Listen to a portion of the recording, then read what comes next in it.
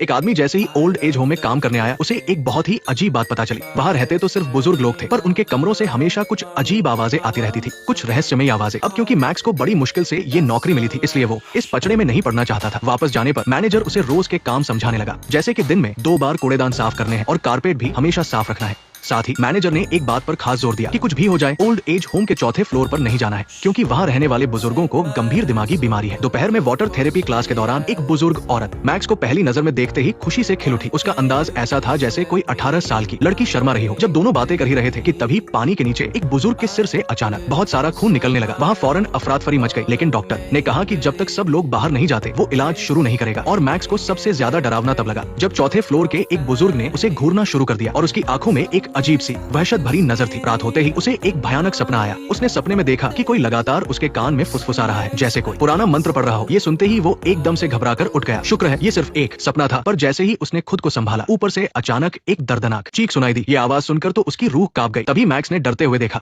कि उसके बेडरूम का दरवाजा न जाने कब किसी ने खोल दिया था, लेकिन उसने इस पर ध्यान नहीं दिया, ये जाने बिना कि कुछ भयानक होने वाला है। अगली सुबह वो दरवाजा खटखटाने की आवाज से जागा। दरवाजा खोलने पर कुछ बुजुर्ग लोग उससे मिलने आए और कहा कि उन्हें उसकी मदद चाहिए। रास्ते में उन्होंने बताया कि एक बुजुर्ग ने अपने कपड़े गंदे कर लिए हैं और उसे साफ करने में मदद करनी होगी। ये सुनकर मैक्स को बहुत अजीब लगा, लेकिन फिर भी वो लोग उसे जबरदस्ती खींच कर ले गए। पर हैरानी की बात ये थी कि कमरे में बहुत सारे बुजुर्ग जमा थे। इन लोगों ने खास तौर पर मैक्स के लिए एक वेलकम सेरेमनी रखी थी। वेलकम सेरेमनी खत्म होने के बाद सब बुजुर्ग अपने अपने कामों में लग गए। तभी मैक्स की नजर पेंटिंग कर रही एक बुजुर्ग औरत पर पड़ी, जैसे उसे महसूस हो गया हो कि कोई उसे देख रहा है। उस बुजुर्ग औरत ने मजाकिया अंदाज में अपनी जुबान बाहर निकाली। मैक्स को लगा था कि यहाँ के लोग तो बहुत ही मिलनसार और अच्छे हैं। पर देर रात जब मैक्स गहरी नींद में सो रहा था तो एक मास्क पहने सफेद बालों वाला बुजुर्ग न जाने कब उसके कमरे में घुस आया। इसके बाद वो धीरे धीरे उसके बिस्तर की तरफ बढ़ने लगा। कुछ ही देर में पीछे से आ रही सांसों की आवाज ने मैक्स को जगा दिया। तुमने कल क्या देखा था? इससे पहले कि मैक्स कुछ समझ पाता, उस आदमी ने खंजर उसके पेट में घूम दिया। पर पता चला कि ये भी एक और बुरा सपना था। अब नींद तो आ नहीं रही थी, तो मैक्स हवा खाने के लिए हॉल में आ गया। तभी सामने से आ रही गाने की आवाज ने उसका ध्यान खींचा। जब मैक्स पास जाकर देखता है तो 2 बुजुर्ग बड़े ही खूबसूरत अंदाज में डांस कर रहे थे। वो वापस सोने जाने ही वाला था, लेकिन तभी ऊपर से फिर वही डरावनी चीख सुनाई दी। इस बार मैक्स से और बर्दाश्त नहीं हुआ। उसने फौरन चौथे फ्लोर पर जाने के लिए लिफ्ट का बटन दबा दिया। पर वो नहीं जानता था कि अब उसकी मुश्किलों की बस शुरुआत होने वाली थी। आवाज का पीछा करते हुए उसने सबसे अंदर वाला दरवाजा खोला। अंदर कमरे में कुछ बुजुर्ग आदमी बिल्कुल सुन बैठे थे। उनकी हालत नीचे वाले बुजुर्गों से बिल्कुल अलग थी। उनके शरीर पर न सिर्फ जगह जगह घाव थे, बल्कि पूरे कमरे में एक बहुत गंदी बदबू भी फैली हुई थी। तभी कोने में बैठे एक बुजुर्ग ने उसे देख लिया और फिर उसकी तरफ अपनी उंगली उठाई। मैक्स को लगा कि शायद उसे